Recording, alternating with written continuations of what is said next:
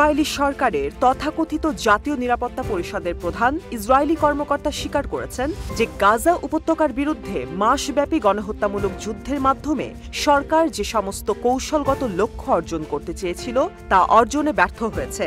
লেবাননের Al Mayadeen television network Israeli media সংস্থার বরাত দিয়ে জানিয়েছে, বুধবার ইসরায়েলের জাতীয় নিরাপত্তা পরিষদের প্রধান জাচি হানেকবি এই মন্তব্য করেছেন। এদিন জাচি হানেকবি বলেছেন যে ইসরায়েল গাজা যুদ্ধে তাদের কোনো লক্ষ্যই অর্জন করতে পারেনি। তিনি বলেন, যুদ্ধের কোনো কৌশলগত লক্ষ্য আমরা অর্জন করিনি, বন্দি চুক্তির শর্ত অর্জন করতে আমরা ব্যর্থ হয়েছি, ফিলিস্তিনি প্রতিরোধ আন্দোলন হামাসকে পতন করতে ব্যর্থ হয়েছি এবং আমরা গাজা বাসিন্দাদের নিরাপদে তাদের বাড়িতে ফিরিয়ে দিতেও ব্যর্থ হয়েছি। ইসরায়েলের পররাষ্ট্র ও নিরাপত্তা কমিটির কাছে একটি ব্রিফিংয়ে তিনি এসব কথা বলেন। আল মায়াদিনের প্রতিবেদনে এসব তথ্য প্রকাশিত হয়। জাচি হানেকবি বলেন, ইসরায়েলি বাহিনী বলছে যে 1 বছর নয় বরং অনেক সময় লাগবে। তিনি আরও বলেন, মন্ত্রিসভা উত্তর গাজার জন্য কোনো সুস্পষ্ট লক্ষ্য নির্ধারণ করেনি, কোনো তারিখ, কোনো লক্ষ্যমাত্রা, কোনো কৌশলগত লক্ষ্যই নির্ধারণ করেনি। এদিকে বাইডেন প্রশাসনের শীর্ষ কর্মকর্তারা গাজায় ইসরায়েলের কৌশলগুলিকে আত্মপরাজয় বলে উল্লেখ করেছেন। যুক্তরাষ্ট্রভিত্তিক রাজনৈতিক সংবাদ সংস্থা পলিটিকোর মতে, এই ধরনের সমালোচনার মুখে গত 7 অক্টোবর থেকে এখন পর্যন্ত ইসরায়েলকে পড়তে হয়নি। প্রশাসনের কর্মকর্তারা বলছেন যে ইসরায়েল তার ক্রমাগত বোমাবর্ষণ চালিয়ে এবং মানবিক সহায়তাকে অবরুদ্ধ করে গোটা বিশ্বকে তার বিরুদ্ধে দাঁড় করিয়েছে এবং তাদের এই সব অমানবিক কর্মকাণ্ডের জেরে ফিলিস্তিনি প্রতিরোধের সমর্থনে বরং আরও যোদ্ধা নিয়োগ করতে সক্ষম হয়েছে।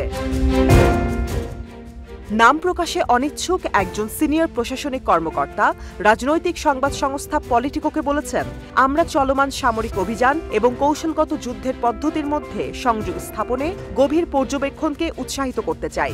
পাশাপাশি তিনি এও জানান যে তারা সেই মূল জায়গাটিকেই জোর দিতে ইচ্ছুক।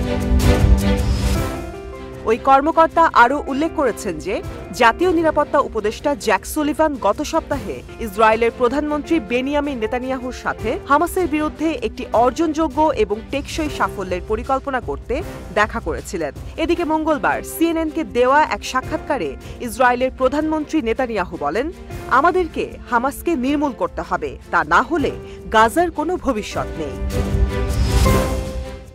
মার্কিন গোয়েন্দা সংস্থার ঘনিষ্ঠ একজন ব্যক্তি প্রকাশ করেছেন যে হামাসের যুদ্ধকালীন সময়ে যোদ্ধাদের নিয়োগ প্রক্রিয়ার অগ্রগতিতে বাইডেন প্রশাসনের কর্মকর্তারা রীতিমতো উদ্বিগ্ন।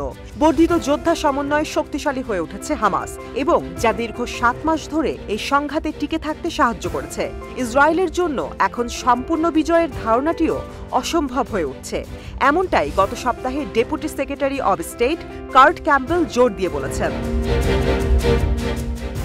গত সোমবার প্রতিরক্ষা সচিব লয়েড অস্টিন এবং জেনারেল সিকিউ ব্রাউন গাজার বেসামরিক নাগরিকদের রক্ষায় এবং হামাসকে ফিরে আসতে বাধা দিতে ব্যর্থ হওয়ার জন্য ইসরায়েলের কথা উল্লেখ করেন। ব্রাউন সাংবাদিকদের বলেন, ইসরায়েলি বাহিনীকে শুধুমাত্র প্রতিপক্ষের বিরুদ্ধে অবস্থান নিশ্চিত করলেই হবে না, তাদেরকে ভেতরে অবস্থান নিতে হবে এবং অঞ্চলটি নিজেদের আয়ত্তে রাখা সুনিশ্চিত করতে হবে।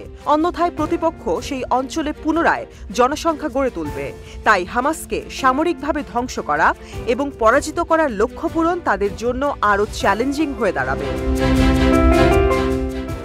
ইসরায়েলি সংবাদ সদস্য রাম বেন বারাক, যিনি একসময় মোসাদের উপপরিচালক হিসেবে কাজ করতেন, তিনি গত শনিবার যুদ্ধটিকে নিরর্থক হিসেবে বর্ণনা করেছেন এবং জোর দিয়ে বলেছেন যে তেল আবিব হেরে যাচ্ছে। গত অক্টোবরে ইসরায়েলি সরকার আল-আকসা ঝড়ের পরে উপকূলীয় স্লিভারের প্রতিরোধ আন্দোলনের প্রতিশোধমূলক অভিযান হিসেবে গাজায় যুদ্ধ শুরু করেছিল এবং কয়েকশো ফিলিস্তিনিকে বন্দী করেছিল।